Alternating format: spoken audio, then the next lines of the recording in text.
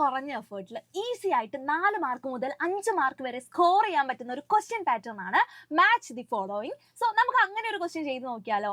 Second chapter ആയിട്ടുള്ള principles of മാനേജ്മെന്റിന്റെ 14 principles of മാനേജ്മെന്റിന്റെ ഇമ്പോർട്ടൻസ് നിങ്ങൾക്ക് എല്ലാവർക്കും അറിയാം അല്ലേ. അപ്പോൾ 14 പ്രിൻസിപ്പിൾസ് ഓഫ് മാനേജ്മെന്റ് ഇല്ലാത്ത ഒരു ക്വസ്റ്റ്യൻ പേപ്പർ ഇല്ല എന്ന് തന്നെ പറയാൻ പറ്റും. 14 പ്രിൻസിപ്പിൾസ് ഓഫ് മാനേജ്മെന്റ് എക്സ്പ്ലനേഷൻ ആയിട്ടും ചോദിക്കാം, അതുപോലെ തന്നെ ഇത്തരത്തിലുള്ള മാച്ച് ദി ഫോളോയിങ് ആയിട്ടും ചോദിക്കാം. അപ്പൊ നമുക്കൊന്ന് സോൾവ് ചെയ്യാം. അപ്പൊ ഇവിടെ തന്നിട്ടുള്ളത് എ എന്ന് പറയുന്ന പാർട്ടിൽ ഒരുപാട് പ്രിൻസിപ്പിൾസ് തന്നിട്ടുണ്ട്, ബി എന്ന് പറയുന്ന പാർട്ടിൽ അതുമായിട്ട് റിലേറ്റ് ചെയ്തിട്ടുള്ള കുറെ കാര്യങ്ങൾ തന്നിട്ടുണ്ട് അല്ലെ. അപ്പൊ ഓരോ പ്രിൻസിപ്പിൾ എന്താണെന്ന് അറിഞ്ഞാൽ മാത്രമേ ഈ ഒരു ക്വസ്റ്റ്യൻ നമുക്ക് ആൻസർ ചെയ്യാൻ പറ്റുള്ളൂ.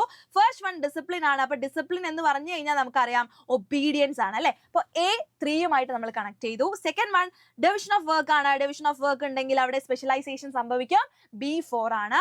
And third one unity of direction ആണ്. യൂണിറ്റി ഓഫ് ഡയറക്ഷൻ എന്ന് പറഞ്ഞു കഴിഞ്ഞാൽ വൺ ഹെഡ് വൺ പ്ലാൻ ആണ്, സോ C2 ആണ്. And next one scalar chain ആണ്. സ്കെലാർ ചെയിൻ എന്ന് പറഞ്ഞു കഴിഞ്ഞാൽ അവിടെ ഓഫ് കോഴ്സ് ഗ്യാങ് പ്ലാങ്കിനെ നമ്മൾ ഓർക്കാറുണ്ട് അല്ലെ. സ്കെലാർ ചെയിൻ D5 ആണ്. And last one unity of command ആണ്. ഈ യൂണിറ്റി ഓഫ് കമാൻഡ് എന്ന് പറഞ്ഞു കഴിഞ്ഞാൽ എന്താണ്? Receiving order from one superior only. Okay, അപ്പൊ ഇത്തരത്തിലുള്ള ക്വസ്റ്റ്യൻസ് ആൻസർ ചെയ്യണമെങ്കിൽ എന്താണ് ഓരോ പ്രിൻസിപ്പിൾ എന്നും നിങ്ങൾ അറിഞ്ഞിരിക്കേണ്ടതുണ്ട്. ഷുവർ ക്വസ്റ്റ്യൻ ആണ്, ഒരിക്കലും നിങ്ങൾ സ്കിപ്പ് ചെയ്യാൻ പാടില്ലാത്ത ഒരു ക്വസ്റ്റ്യൻ ആണ്. എന്തായാലും ഈ ഒരു 14 പ്രിൻസിപ്പിൾസ് ഓഫ് മാനേജ്മെന്റ് ഇമ്പോർട്ടൻസ് കൊടുത്തുകൊണ്ട് തന്നെ പഠിക്കാം.